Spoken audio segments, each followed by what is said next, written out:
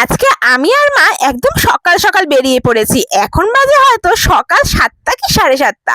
তো রাস্তা তো পুরো ফাঁকা, তার মধ্যে ছিল সানডে। কোনো কথাই হবে না, এত সুন্দর পরিবেশ সকালবেলা যে সানডেতে দেখা যায় সেটা আমি কখনো ফলোই করতে পারিনি, কারণ সানডেতে আমি এই সময় ঘুমোই। যাই হোক, তাড়াতাড়ি করে মাকে বললাম তুমি টিকিট কাউন্টারটা আগে টিকিট কাটো, আমি অটোর ভাড়াটা দিয়ে আসছি।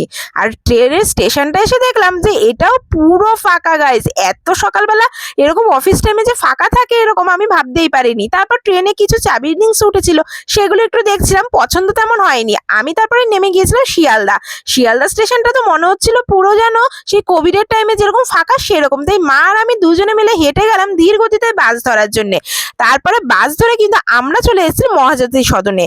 আর এইখানে আজকে কেন এসেছি, এখানে কিন্তু আজকে সেমিনার ছিল আড্ডা 24/7-এ। আর এখানকার যত স্যাররা কিন্তু এত সুন্দর করে তাদের এন্ট্রি হয়েছিল, কি আর বলবো তোমাদেরকে।